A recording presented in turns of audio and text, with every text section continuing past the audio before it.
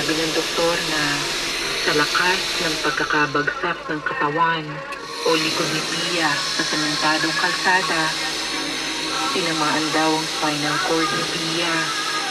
Dahilan kaya hindi na niya maramdaman pa ang mga paa o binti niya.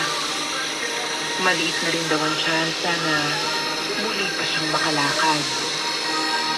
Nang sabihin niyo ng doktor kay Pia ay nasa labas lang ako ng kwarto, pero rinig ko ang malakas niyang pag-iyak.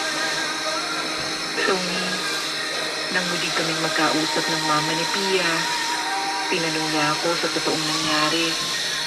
Ayaw na raw kasing magkwento ni Pia sa kanya kaya gusto na niyang malaman ang lahat ng nangyari ng gabi na yun.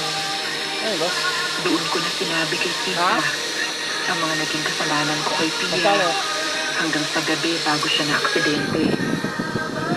Napaluhod na rin ako sa harapan ni Tita habang humihingi ng tawad. Sinabi ni Tita na hindi raw madali na patawarin ako. Pero mas mahihirapan lang daw kami pare-pareho kung paiirali namin ang maanghang ba yan? sa dibdib Yung namin. hindi. Oh. Kala ko maanghang. Tony, may ilang araw pa ang lilipas nang ma-discharge na sa ospital si Pia.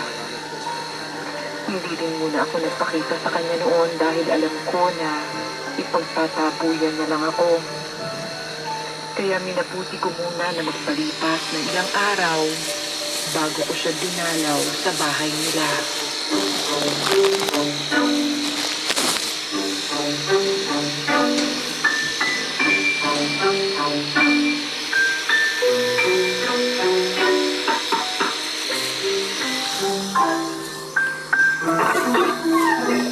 Good morning po, tita. Ikaw pala, Chester. Magandang umaga rin sa'yo. Gising na po ba si Pia? May dala po akong bulaklak at prutas para sa kanya. Naku, magugustuhan niya yan. Medyo kanina pa siya gising at kadadala ko lang ng almusal sa kwarto niya. Bakit pala ngayon ka lang nakadalaw dito sa bahay? Baka po kasi magwala ulit si Pia kapag nakita niya ako eh. Baka ipagtabuyan niya lang ulit ako. Kaya nagpalipas po muna ako ng ilang araw. Pero hindi po ako susuko, tita. Hindi po ako susuko hanggang makuha ko uli ang tiwala at pagmamahal ni Pia. Salamat, Chester. Alam ko na dapat hanggang ngayon ay nagagalit pa rin ako sa iyo. Pero ayoko na kasi na mas lalong gumulo pa ang lahat. Isa pa, kailangan ngayon ni Pia ng mga taong nagmamahal at nagmamalasakit sa kanya. Pero hindi naman ibig sabihin no na inuobliga kitang pumunta dito at suyuin ang anak ko, ha?